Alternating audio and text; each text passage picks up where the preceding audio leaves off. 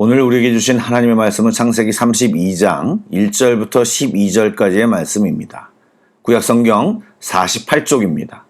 창세기 32장 1절부터 12절까지의 말씀을 드라마 바이블로 낭독합니다. 제32장.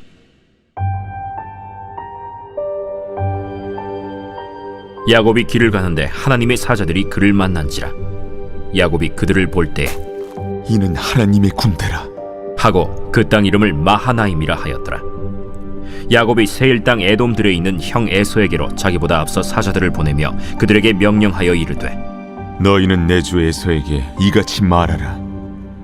주의 종 야곱이 이같이 말하기를, 내가 라반과 함께 거류하며 지금까지 머물러 있었사오며 내게 소와 나귀와 양떼와 노비가 있으므로 사람을 보내어 내 주께 알리고 내 주께 은혜 받기를 원하나이다 하라.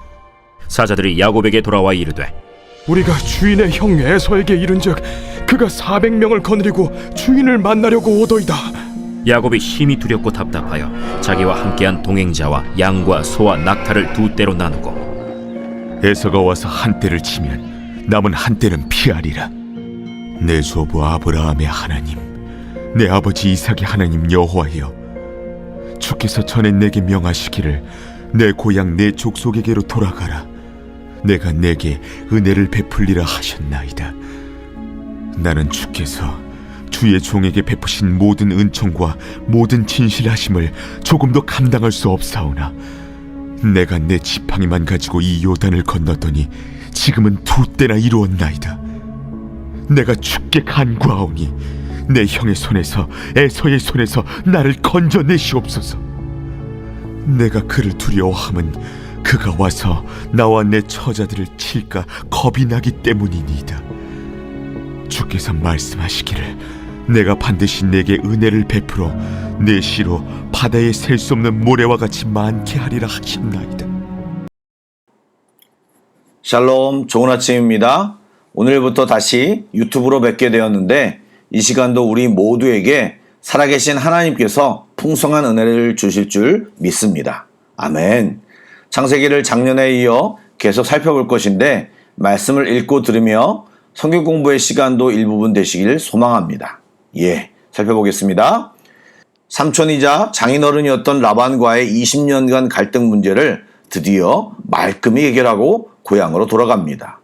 따져보면 초반 어리숙해 보였던 야곱은 라반을 대상으로 막판 뒤집기 역전승을 거두었습니다. 속임수의 고수인 라반은 야곱을 끊임없이 착취하려 했지만 하나님이 야곱을 도와주셨고 인도해 주셨기에 야곱은 나름 거부가 되어 고향으로 돌아가게 되었습니다. 그런데 32장 처음 부분에 묘한 내용이 나옵니다. 라반과 헤어져 가나안을 향하던 야곱은 하나님의 사자들을 만납니다. 가시적으로 보였던 것으로 보이는데 이것이 무엇을 뜻할까요?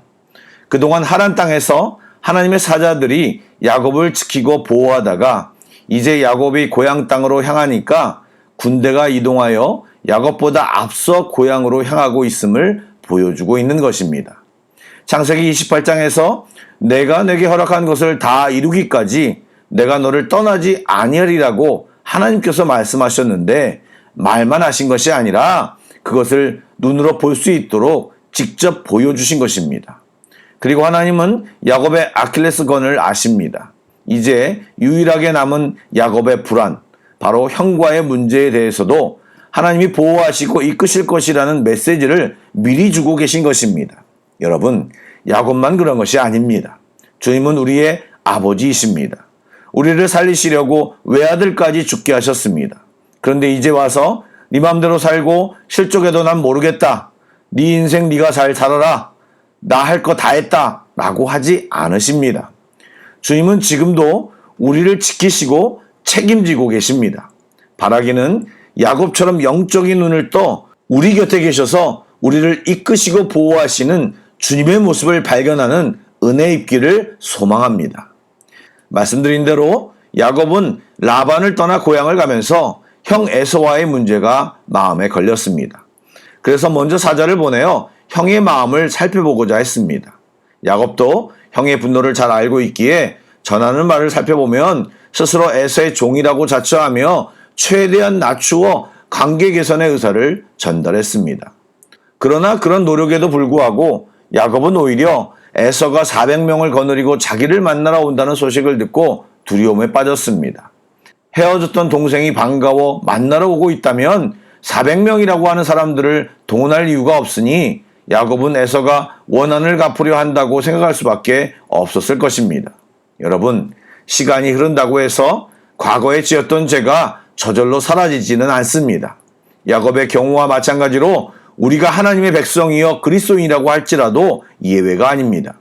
이런 상황에 처했을 때 어떻게 문제를 해결해야 하느냐도 중요하겠지만 보다 근원적인 측면에서 죄의 파워를 묵상하며 죄를 짓지 않도록 주의해야 하고 또 그 지은 죄에 대한 처리를 빨리 할수록 좋다는 사실을 깨달아야 합니다. 왜냐하면 죄는 관계를 파괴할 뿐만 아니라 자신의 영육을 모두 상하게 만드는 특성을 가지고 있습니다. 그러므로 죄는 묵힐 것이 아니라 하나님께 내어놓고 해결해야 하는 것입니다. 에서의 소식을 들은 야곱은 두렵고 답답해지면서 피난 대책을 세웠습니다. 형의 공격을 기정사실로 여기고 무리를 둘러 나누어 한 떼가 공격을 받으면 남은 한 떼라도 피하게 하려는 계획을 세웠습니다. 하지만 그것으로도 안심이 되지 않자 최후의 수단으로 하나님을 찾았습니다. 야곱은 하나님의 귀한 명령과 그 전에 주셨던 번창에 대한 약속까지 언급하면서 형의 손에서 구해달라고 간절한 기도를 드렸습니다. 이 상황에서 우리가 야곱에게 꼭 배워야 할 것이 있습니다. 첫 번째, 야곱은 문제를 스스로 해결할 수 없다는 사실을 직면했을 때 바로 하나님께 매달렸습니다. 물론 마하나임, 하나님의 군대를 보았을 때 처음부터 형 문제를 항의하고 기도했다면 더 좋았을 뻔했지만 늦게라도 문제를 가지고 하나님께 나아가 기도하는 것, 그것은 하나님이 기뻐하시는 일일 뿐더러 그것은 인간이 하나님을 경험하는 정석적인 방법입니다. 또한 기도할 때 중요한 것은 말씀과 약속을 가지고 기도하는 것입니다. 하나님은 자신의 말씀과 약속을 반드시 지키시는 신실한 하나님이십니다. 물론 우리들은 그 말씀과 약속을 자기 위주로 내 생각하고픈 대로 생각하는 경우가 많이 있지만 말씀을 변기하시지 않는 하나님께서 말씀하신 대로 행하실 것이기에 그렇게 기도하는 것은 기도의 정석인 것입니다. 사랑하는 여러분, 살면서 우리는 우리가 당하는 문제와 상황으로 인해 두려움과 절망에 빠지곤 합니다. 이는 우리가 우리 곁에 계신 하나님을 인식하지 못한 채 육신의 눈으로만 세상과 문제와 상황을 바라보기 때문입니다. 우리가 하나님의 자녀라면 당당히 하나님께 구하고 엎드릴 수 있습니다. 때때로 자신과 같은 사람도 하나님께 나아갈 수 있을까요? 라며 나아가기를 주저하는 사람이 있습니다. 여러분, 그것은 지극히 인간적인 생각입니다. 하나님께 나아가 회개하고 바로 서면 됩니다. 나아가지 않는 것이 더 나쁜 죄입니다. 아무리 불효막심한 자식이라도 부모를 부르면 부모는 달려가게 되어 있습니다. 하물며 완벽하신 하나님 아버지가 응답해 주시지 않겠습니까? 믿음의 눈으로 주를 바라보고 애타게 부르고 주님을 만나시기 바랍니다. 주님은 신실하게 우리를 맞아줄 것이고 안아주실 것입니다. 이런 주님을 만나는 이 아침이 되길 주님의 이름으로 축복합니다. 아멘. 기도하겠습니다. 소망의 주님, 오늘도 주의 얼굴을 구합니다. 연약하여 우리의 힘으로 살 수 없음을 다시 한번 고백합니다. 오직 주님의 구원의 은혜가 필요하오니 주여 함께하여 주옵소서. 성령님 만져주시고 주님 앞으로 나아가기를 주저하게 하고 방해하는 모든 것들을 대적하기 원합니다.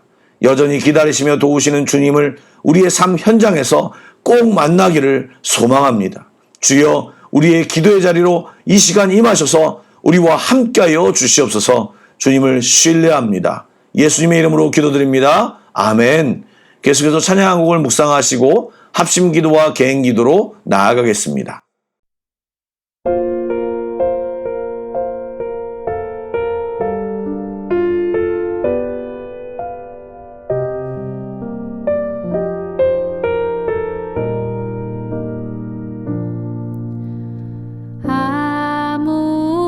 아무것도 두려워 말라. 주 나의 하나님이 지켜주시네. 놀라지 마라. 겁내지 마라. 주님 나를 지켜주시네.